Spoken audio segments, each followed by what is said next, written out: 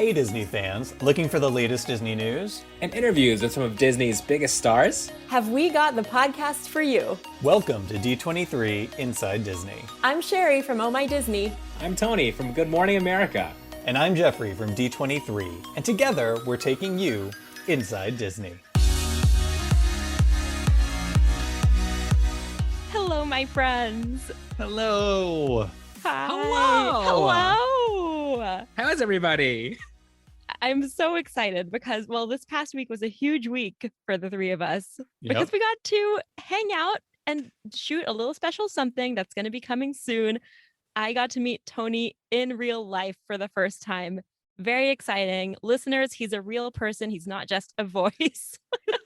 And he's lovely. And of course, I got to see Jeffrey again. We've spent so Yay. much time together lately. It's been amazing. I'd never met Tony in person before. Tony has been a virtual friend for years now, so it was nice to make him an IRL friend. Yeah. It was so great to be back on the West Coast and so great to meet the two of you in real life.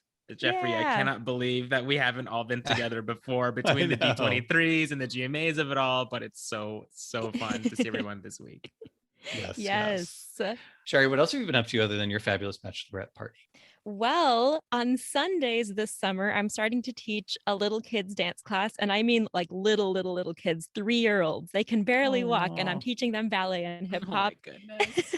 It's very precious. And I made my playlist for the classes. We started last weekend, and it is all Disney instrumental tracks. And these kids, they don't need the lyrics. They know the words. They recognize the songs. They know every word to Let It Go. They know every word to a whole new world. They know the classics. They know the new. I'm like so proud of these tiny little dancers. They are amazing.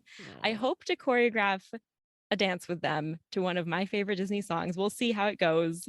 We'll That's see. so cute. It's very cute. I love these kids. I Aw. feel I like really relate to them, and they're 3. I mean, Speaks a lot to my giddy optimism. they're Yes. yes. Yes. What have you guys been up to? You know what? I've still been sort of basking in the glow of our time at Avengers Campus. That was Yes. so great, so fantastic. Tony, we miss you. We love you. We're sorry you were not there. I know, But it was, just miss you guys. it was all the more shawarma for me.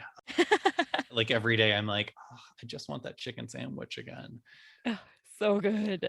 And a huge thank you to all of you out there who've watched the show. People were just so kind in their comments. Shout out to the fabulous Carly Wiesel, who said that the quality of the show looked like something that could actually be on television. So that's a huge credit to the DCCR team who worked with us and put that together. So that was great. If you haven't seen it, please watch it. Also, thanks to Shelley Godfrin, I believe is how her last name is pronounced, on Twitter, who loved all the puns last week on the audio podcast. I'm pretty sure most of those were you. So Inspired by my company there and you by go. our listeners.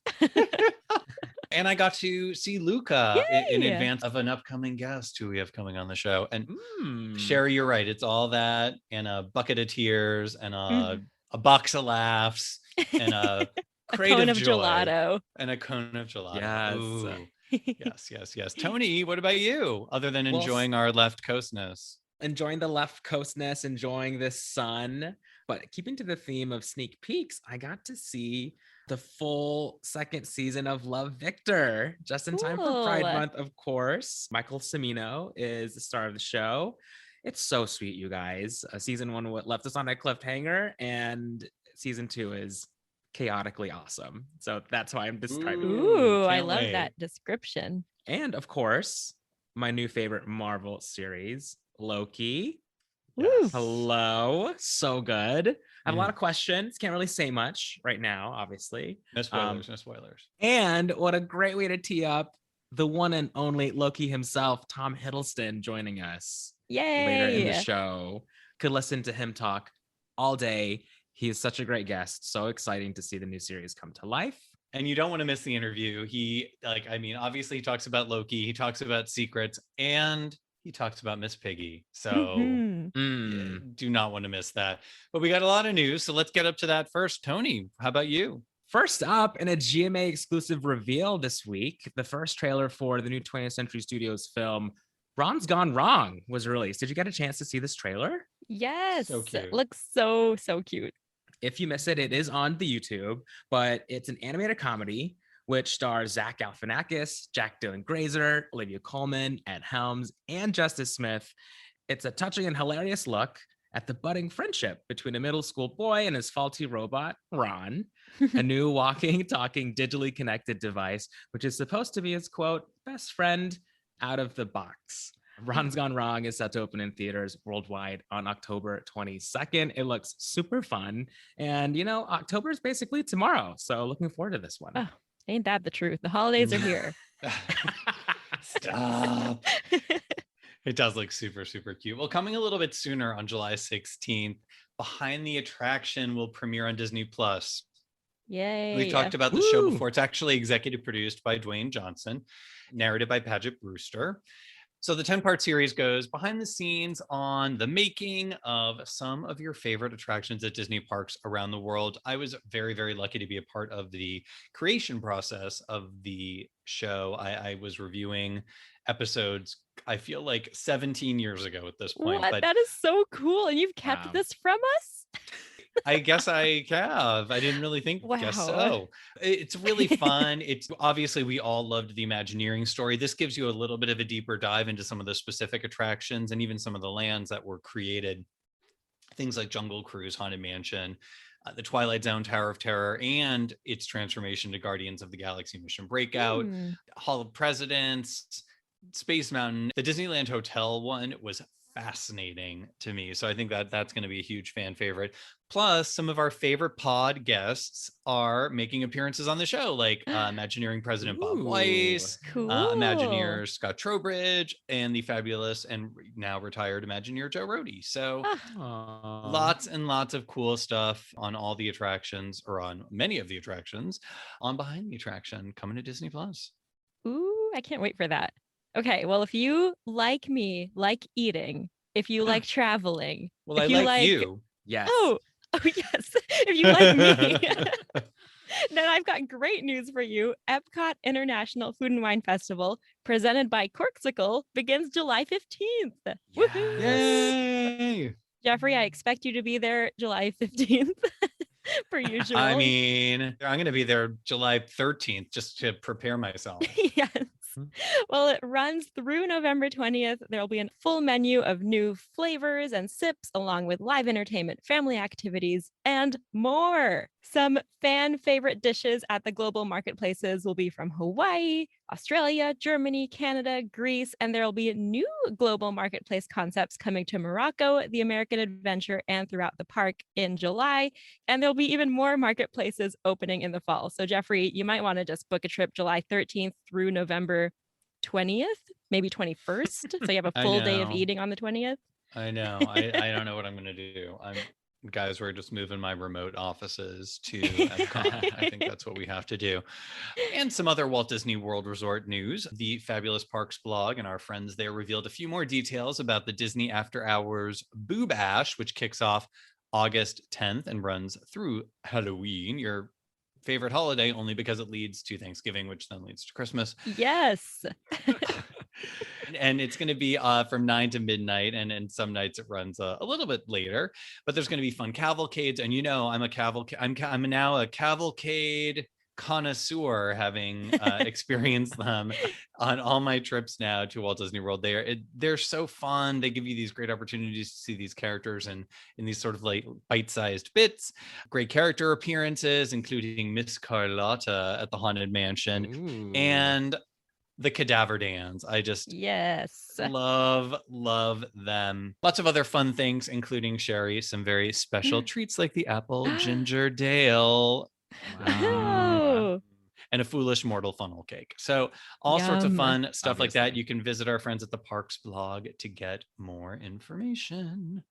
Fun. Well, in news from our friends overseas, Shanghai Disney Resort unveiled a magical new in-park theatrical show. It sounds awesome, you guys. It's Mickey's Storybook Adventure. It's debuting at Walt Disney Grand Theater as part of the 5th anniversary of the resort's grand opening. It's going to premiere at a special anniversary celebration event on June 15th for invited guests. And then on the 16th, it's going to open to all park guests. It features, this is what I'm most excited about, one of the largest number of onstage performers of any indoor entertainment show at Shanghai Disneyland. I mean, for me, a show, the bigger the better. I'm very excited to see videos and pictures from this. And Sherry, did you happen to catch how many live vocalists there will be? I did. Guys, you're going to love this. There are going to be 23 live vocalists. Why 23, you ask? What significance does that have? You tell me. No idea. No idea. Woohoo! I just think they did it for D23, just for us so that we could actually revel in the magic of it. Oh, and also there's going to be 23 beloved Disney characters on stage too. Our own storybook adventure. Yay! Yay! Well, speaking of adventures a little closer to home, honestly, sign me up for this one. I'm all in. Adventures by Disney has announced New England vacations and the expansion of private adventures in 2022. So starting May of next year, Adventures by Disney will offer a brand new guided vacation to Vermont, New Hampshire, and Maine. And also coming in 2022, the newly introduced private adventures include Vietnam, Laos, Cambodia, England and France, New Zealand, Australia, South Africa, and Ireland. I know Sherry and I have been pitching Inside Disney at Sea very hard, but I think this might be our next campaign. I'm in. Ooh, I'm in. Me too. I did grow up in New England, so I have seen many of those places, but it's always nice to experience them with new friends. Aww. Well, I've got some news that is very cool and for me just like a little bit terrifying, but mostly cool. National Geographic announced their largest SHARKFEST event yet. It kicks off Monday, July 5th across 4 networks and Disney Plus. Sharks everywhere. Yes. I want to take a bite out of that. Competing puns. Oh my gosh, you've left me with nothing. You have finished all of the shark puns there are. Really good. Oh boy. Okay. Well, anyway, so SharkFest, it's going to feature a supersized 6 weeks of programming featuring over 21 hours of new premieres, 60 hours of enhanced content, and a treasure trove of archival footage.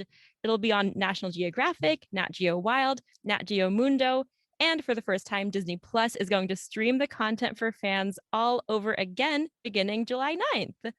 So part of the kickoff night, there's a whole lot of programming. You got to check it out. I am most intrigued by Shark Beach with Chris Hemsworth.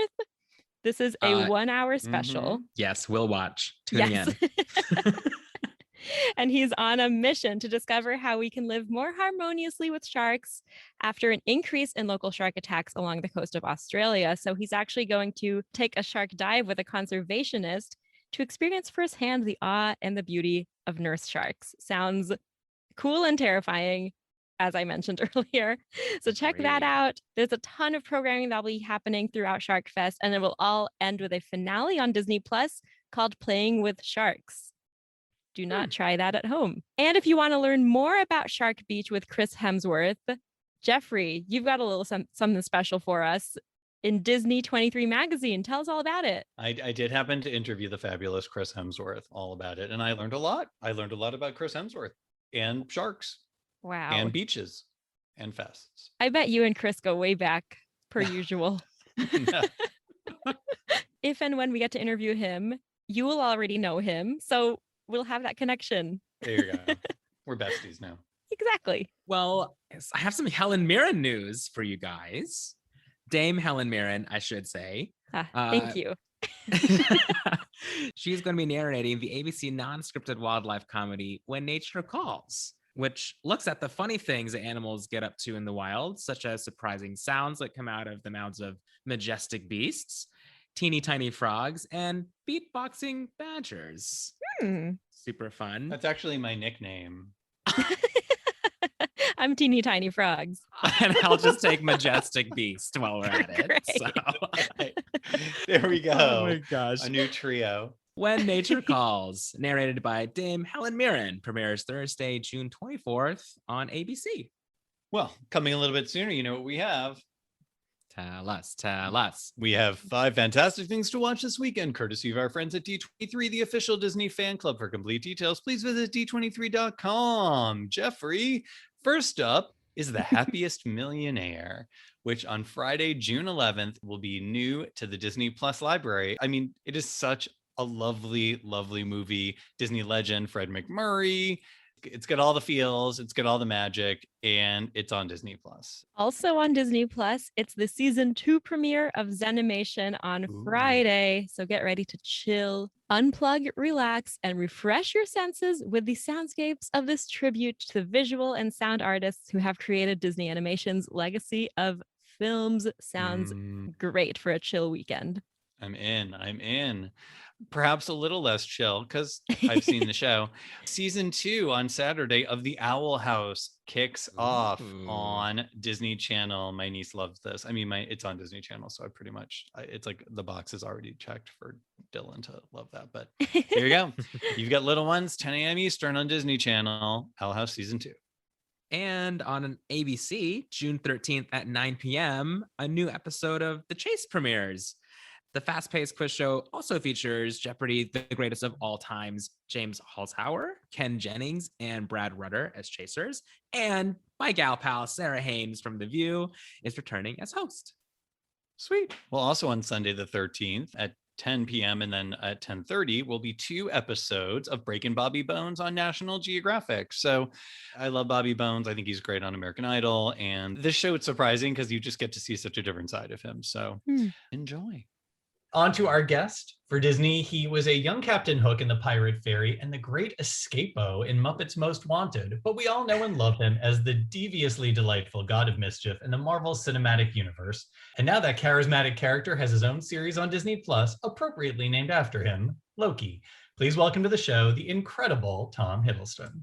Woo! Yay! Thank you very much. Listen, I'm so honored by that particular introduction. So the shout outs for The Pirate Fairy and The Great Escapo. The Great Escapo may be the greatest moment of my career. Maybe that may be it. I was sharing a stage with Kermit the Frog. I don't know if that may be the peak. Don't you think? We had him on the podcast about a year ago, and trust us, that was one of our ultimate interviews. So I'm with you. I actually was starstruck that day that I forgot my line. I love that. Well, that's the thing about all things Disney. Every project is like, you feel like you're peaking, including, Yes. this is my experience too. But I want to get right into Loki. Tom, I got to ask you, when you were first approached about Loki having his own series on Disney Plus, how did all that go down? And what was your reaction to first hearing about the idea of doing it? I was surprised and delighted and confused. Because I was genuinely surprised and absolutely delighted and very excited. But also I found out around the time of the release of Avengers Infinity War. And anyone who's seen that film will know what happens to Loki in the opening scene of that film. So I wondered exactly how we were going to get him out of that particular spot, given that it felt quite conclusive. He has a rough day, let's put it that way, with the purple guy who wants all with the glove and everything. Yeah, I was also like, how do we do this? How? What happens now? How? When? Are you sure? These were questions I had in my head. But I was so honored that Kevin Feige and Louis D'Esposito, the co-presidents of Marvel Studios, had called me up and had this idea, and the engine, I suppose, of Disney Plus was warming up and getting into gear. Marvel Studios knew that they wanted to contribute to Disney Plus in a real way, and that Loki was an idea that they wanted to explore all the aspects of Loki that had somehow never been explored because there wasn't time in the Thor movies or in the Avengers movies. And then we had a really enjoyable summer in 2018, kind of scratching our heads, thinking, what do we do? We've got this amazing character full of so much complexity. He's so much fun, he's playful, he's charismatic, he's charming, he's witty, he's mischievous, he's also that's covering a lot of vulnerability and sort of profound feeling and grief and loss and loneliness. It's just this fascinating cocktail. And where do we put him? What's the story? Who's he with? Where do we go? And it was a really amazing time of just imagining the possibilities. Well, I feel like a lot of us have really grown to not just love, but also respect Loki come Infinity War. And in this series, Loki is kind of an earlier, maybe less evolved version of himself. So what was it like to basically devolve the character? And do you think we're going to fall in love with him all over again? Well, that's a very good question. It was interesting because I had to go back and think about it. I thought it was brilliant and fascinating that the audience would have more information about Loki than Loki at this point, because they've seen his future. So this Loki is the guy who got to the end of the first Avengers film, lost, got smashed by the Hulk like a rag doll, and then in Endgame, in the sort of the past that's not the past, because of the future Avengers. I haven't explained that very well, but you know what I mean. He picks up the Tesseract and he disappears. And so this is the guy from 2012. This Loki has not experienced the events of the Dark World and Ragnarok and Infinity War. He hasn't gone on this arc of redemption and catharsis. He hasn't had those deep conversations with his brother. He hasn't lost his mother. He hasn't lost his father. He hasn't understood various things about perhaps his nature and made peace with his brother and all that kind of interesting reconciliation that happens in Thor Ragnarok. But Loki is confronted by, as a kind of chaotic being, he's confronted by an institution that represents order, the TVA. And the TVA are in charge of the order of time, making sure that reality unfolds as it should and running along tracks of its predetermined decisions. So seeing this character who you know confronted by a situation he doesn't know, I think reveals aspects about Loki which he doesn't yet know, which maybe the audience do know, which then sort of impel him on a journey of discovery, which contains even more possibility than ever. Whether or not you'll fall in love with him all over again is probably a matter of personal taste. But I hope you do. He's definitely dear to my heart. He's deeply flawed and his own worst enemy, but in lots of ways, he's still the god of mischief. And if you look up mischief in the dictionary, one of the first things, at least the dictionary I had, says something like noun, abstract, inclination to playfulness. So if you like playfulness, then maybe you like Loki. Of that. It's a great answer. Now, we obviously don't know anything about the show right now. None of us have seen it, but we don't know where it's going to end up. Should it end up in a place that's possible, would you want to go back to do another film for the MCU? Well, here's the thing. I have said goodbye to this character before. I have said hello again to this character before.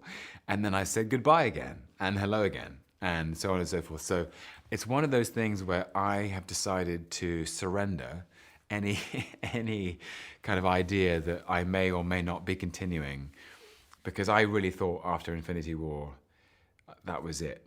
Goodbye, good luck, thank you, it was fun, I'm hanging up my boots, and here I am again. So it's like, at this point in time, I'm open to anything, and I'm just happy I'm still here. Moving on, you have some incredible co-stars, including Owen Wilson, obviously. Yes. What was it like working on set together? And I can't imagine you guys getting much done with this fun cast of characters. But if there's any memorable stories you can share, we'd love to hear them. But would love to hear what life was like on set for the series. Well, it was so fun. I mean, we have an amazing cast. Owen Wilson, Wumi Masaku, Gugu Mbata Raw, and others who will reveal themselves in due course. But yeah, Owen plays Mobius. Mobius is like a TVA analyst, a kind of detective, and he's almost an expert in Loki. He knows more about Loki than Loki does. He's just so brilliant and playful and witty and inventive. We had a really good time. I understand what you mean about kind of not getting anything done, because we just would, he's just a very playful, we would just constantly like be messing around and coming up with stuff, and he would improvise, but we managed it somehow. He's actually a very kind of curious guy, Owen. He's really like interested in lots of different things, and he's a very keen tennis player as well. We once managed to find a tennis court on a weekend and have a hit, but it was no different really from like what it was like on set. It was just, you try and put some spin on the ball and he's going to return it in a place he didn't quite expect. That was what it was like working with him, but it was a pleasure. He injected this whole new wave of fresh energy into the world of Loki and the world of the MCU. I can't wait for everyone to see what he's done. Wow. A Lightning McQueen Loki crossover is what I'm sensing, and I am here for it. Yes. So your show, it's the third Marvel Studios show on Disney Plus. Did you get a chance to watch WandaVision and/or The Falcon and the Winter Soldier? If so, what did you think? Yes, I did. I watched them both. I thought they were amazing. Gosh, I was so happy and thrilled for Lizzie and Paul and Anthony and Sebastian and everybody else involved. I know like Catherine Hahn and Tiana Paris, and because it all feeds into the next. I think it feeds into the multiverse in ways that I don't fully understand yet, but I'm sure I will. And then in Falcon Winter Soldier, well, really in both of them, I thought, to take them in isolation, WandaVision was such an extraordinary development of the relationship between those two characters. It worked metaphorically because it was a series about grief and the personal nature of grief and being able to kind of live inside Wanda's mind with her, and I found it very moving. And I thought Jack Schaefer and the writing team did such an extraordinary job of folding that into this highly stylized concept about television and imagination and what it's like in the mind. And it was really brilliant and dazzling performances. And then Falcon and Winter Soldier, I thought, just took the natural chemistry that Anthony Mackie and Sebastian Stan have, and they clearly have had for years. And they sort of took that on and built something around it. But also, it was an extraordinary kind of way of talking about some very contemporary things going on in America and what it means to be Captain America and wrestling with the idea of that, and Wyatt Russell. Seeing how the idea of who should carry the shield and what it means to carry it and the responsibility of it and the understanding of the profundity of the symbol and who gets to represent America and why. I thought it was really deftly handled inside like this amazing kind of infectious energy that Anthony and Sebastian have.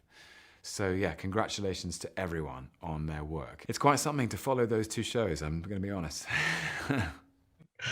You mentioned a few of your fellow cast members in Avengers. Over the last year, obviously, Zoom has become a huge part of our lives, as it is in this moment. Did you stay in touch with any of your Avenger co-stars via Zoom? We imagine the world's mightiest Zooms taking place. The other day, actually, I did a Zoom with the four of them, with Lizzie Olsen, Paul Bettany, Anthony Mackie, and Sebastian Stan, which was kind of, as you'd expect, a kind of cocktail of different characters. And I remember I was in touch with Chris Hemsworth a little bit, partly because I was thinking of, I was in Atlanta and we were making Loki, and there were certain things happening in the story that made me think of him, and they were just about to go into production on Thor, Love and Thunder in Australia. But Australia was kind of doing really well with the pandemic, and they were sort of out in the open. And yeah, so I don't know if I Zoomed Chris ever, but we were in touch. We messaged each other. We sent each other very kind of, I've known Chris a long time. Speaking of keeping in touch, we saw the video of Miss Piggy cuddling up with you at the BAFTAs in 2012, once upon a time. Have you stayed in touch with Miss Piggy? I am ashamed to say I haven't. And I don't know how Miss Piggy feels about this. I feel embarrassed right now just thinking about it, because, what's the point in making connections if you're not going to sustain them? But, Miss Piggy's got a busy schedule. I know she's got lots of friends and appointments to keep and places to be, and she's a big star. Miss Piggy is a big star. She's got bigger fish to fry than me. I like to think that in that moment, we shared something real. At least I choose to see it that way. I'm sure, everybody thinks that because she's so charismatic that people are just kind of dazzled by her, as I was. So it's a memory that I will treasure for the rest of my life. But yeah, if you have her phone number or email address, do send it my way. So it's been a while. We'll be sure to get you two connected. Well, Tom, it has been so fun talking to you. We are all low-key starstruck. Had to sneak that in. But we're sadly to our last question, which we ask all of our guests to cap off at every interview. What is your favorite Disney memory? Oh, goodness. My favorite Disney memory is just The Jungle Book. I love that film so much. And I must have seen it when I was very, very small. It's interesting, I have so many Disney memories, and that the words The Jungle Book were just like fighting their way to the top of my brain and out my mouth. I sort of feel I learned everything I need to know about life from The Jungle Book. It had made such an impression on my mind as a child. I loved Baloo. I just loved him. And I still do. And sometimes he's still right. And all you need is the bare necessities. You do need Bagheera as well, I have learned. And the combination of Baloo and Bagheera are, if you can get both influences in your life, if you can accomplish stuff and kind of be on time and take responsibility, that's great. That's Bagheera. But if you remember to dance, if there's a hula, sort of like some sort of skirt and a coconut that you can stick on your face, so much the better. If you can dance to jazz and just try to relax. What does he say? So just try to relax in my backyard. If you act like that bee acts, man, you're working too hard. So don't spend your time looking around for something you want that can't be found. Boom, boom, when you find out you can live without it and go along not thinking about it. It's a winner. If you're ever a bit stressed, think of Baloo and everything will be fine. Wow, I did not know we were going to get a musical performance out of this too. So this is even better. Yeah, what a treat. How did I? Thank you so much, Tom. This was amazing. Thank And congratulations you. on Loki. Well, I hope you like it. It's cool. It's fun. It's new. It's different. It's kind of the same, but different at the same time. I'll leave it to you. A great tease. Perfect. Love it. Thank you so much. Thank Thank you. Well, my biggest takeaway there is Loki is going to be awesome. And Yes. we need to set up a Miss Piggy reunion. Yes. Love that. I agree. Tom, Miss Piggy, we're going to make it happen, bringing them together here on D23 Inside Disney. It is on. Well, thanks again for listening to D23 Inside Disney. Do not forget to like and share this episode wherever you listen or subscribe. And thanks so much to all of you who do that already. And if you want to chat with us, hashtag D23 Inside Disney. And for all the latest Disney info, check out d23.com. We'll be back next week with more Disney news and a fantastic guest on an all-new episode of D23 Inside Disney.